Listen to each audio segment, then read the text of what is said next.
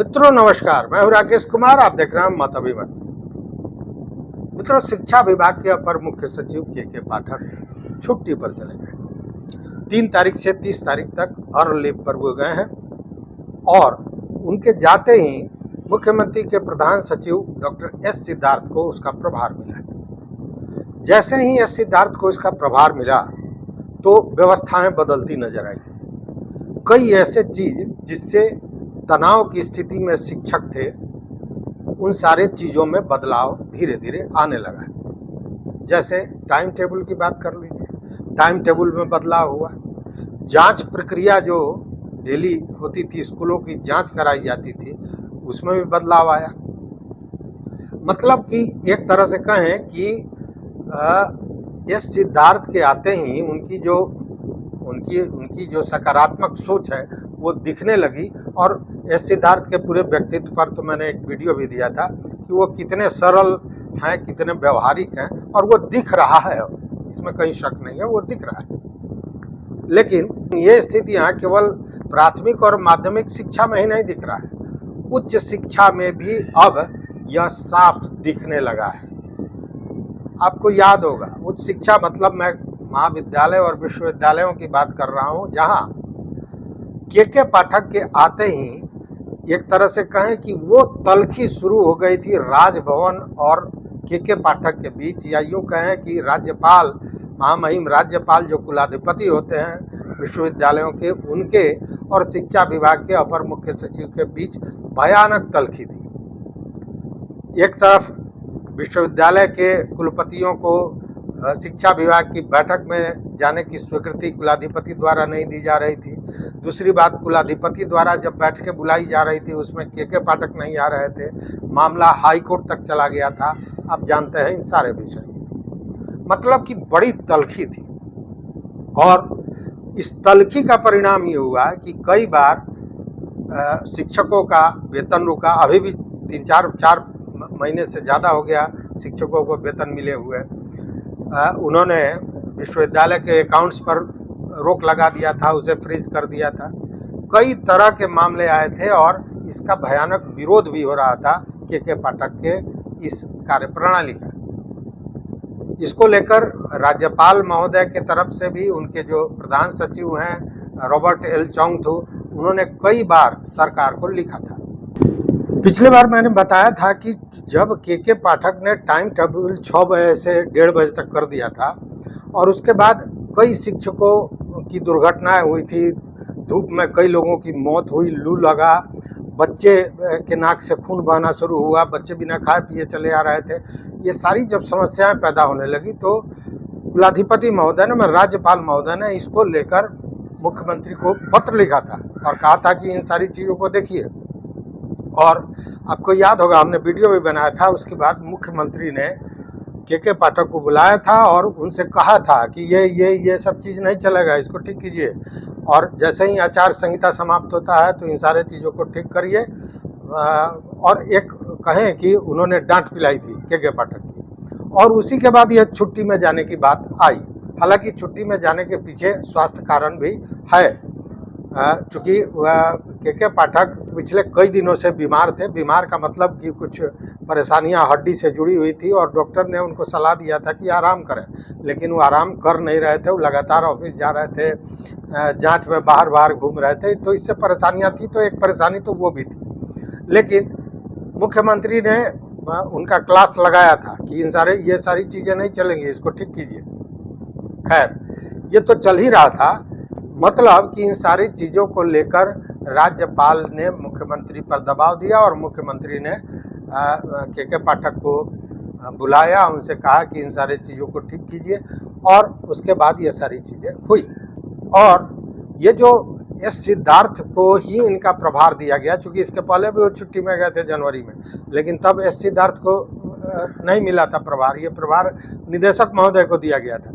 तो इसके पीछे यह कारण था कि लगातार के पाठक को लेकर जो मुख्यमंत्री पर निशाना साधते रहे थे विरोधी दल के नेता, शिक्षक लोग, आम आदमी भी कह रहे थे कि अब जो एक सरकार का एक थमक होता है वो समाप्त हो गया है। ये सारी चीज़ें चल रही थी। और उसके बाद तो अपनी पार्टी के लोग भी, जदयू के नेता भी विरोध में बोलना शुरू कर दिए थे। तो इन सारे चीज़ों से भी उनको निजात पाना था और इसके लिए सबसे बेहतर ये था कि वो अपने प्रधान सचिव को इसका प्रभार दें। और वो अब दिखने लगा है, उच्च शिक्षा में भी दिखने लगा है। चूँकि जो मैंने बताया कि शिक्षकों को डायरेक्ट शिक्षा विभाग द्वारा उनके अकाउंट में पैसे देने की बात, वेतन देने की बात जो थी, जिसके लिए बजाबते उन्होंने चेकर और क्या क्या लोग को बना दिया था कि एक आदमी बिल बनाएगा, दूसरा आदमी चेक करेगा, तीसरा आदमी उसको स्वीकृति प्रदान करेगा और तब भुगतान होगा। ये सारी चीज़ें बना दी गई थी। इसके लिए बजाबता मीटिंग हुआ था।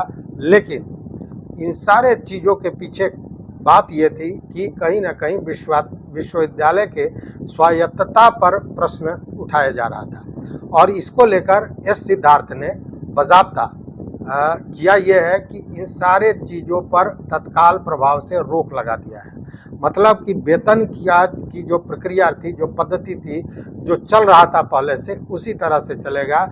ये डायरेक्ट भेजने वाली बात समाप्त हो गई है। और ये तल्खी देखिए बड़ी होशियारी से कैसे एस सिद्धार्थ ने समाप्त कर दिया। अब 12 तारीख को बिहार के सभी विश्वविद्यालयों के कुलपति का, कुल सचिव का, परीक्षा नियंत्रक का, इन सारे लोगों की बैठक होनी है। और ये बैठक 2 जगह होगी। एक तो शिक्षा विभाग द्वारा किया जाएगा और दूसरा राज्यपाल महोदय द्वारा किया जाएगा। हालांकि इसका भी पत्र निर्गत नहीं हुआ है, लेकिन ये तय हो चुका है, जो सूत्र बताते हैं। तो ये जो शिक्षा विभाग की बैठक होने वाली है वो 3 बजे संध्या से होनी है 12 तारीख को। और देखिए कितनी होशियारी से एस सिद्धार्थ ने बाज़ाब्ता एक पत्र कुलाधिपति को दिया है और कहा है कि 12 तारीख को अमुक समय से ये बैठक होने वाली है, इसलिए आपसे अनुरोध है कि सभी विश्वविद्यालय के कुलपतियों को इसकी सूचना और स्वीकृति प्रदान की जाए। मतलब कि जो नाक की तल्खी थी, जो नाक की लड़ाई थी, जो ये लग रहा था कि हम बढ़े तो हम बढ़े, इसका कितना अच्छा रास्ता एस सिद्धार्थ ने निकाल दिया कि अब कुलपति ही कहेंगे, कुलाधिपति ही कहेंगे कि सारे कुलपति बैठक में सम्मिलित हो। 11 बजे, 11:30 बजे से राजभवन में बैठक होना है। और उस बैठक में स्वयं एसीएस एस सिद्धार्थ रहेंगे।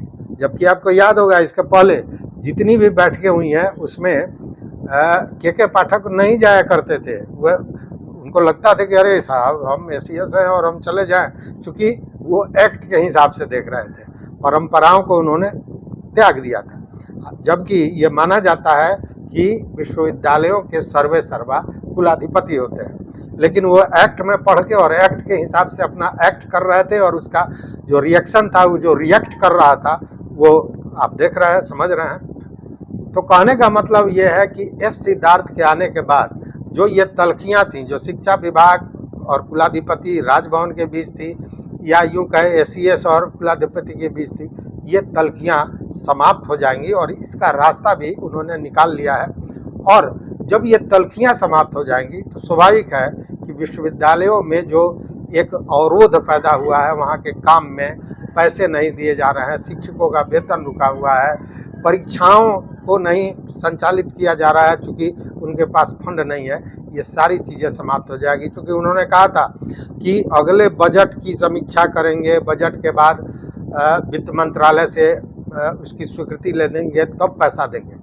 लेकिन ऐसा नहीं है। इसको लेकर हाईकोर्ट ने कहा था कि नहीं, तुरंत पैसा रिलीज कीजिए। तो अब वो सारी चीज़ें सुचारू रूप से चलेंगी। यह एक पॉजिटिव चीज़ है, सकारात्मक चीज़ है। और उच्च शिक्षा में इसका सुधार दिखेगा एसीएस एस सिद्धार्थ के आने के साथ ही। तो इस वीडियो में बस इतना ही। देखते रहिए मत अभिमत। चैनल पर नए हो या अभी तक आपने सब्सक्राइब नहीं किया हो तो प्लीज़ सब्सक्राइब कर लीजिए और अपना विचार इन सारे बिंदुओं पर जरूर दीजिए। बहुत बहुत धन्यवाद। बहुत बहुत धन्यवाद।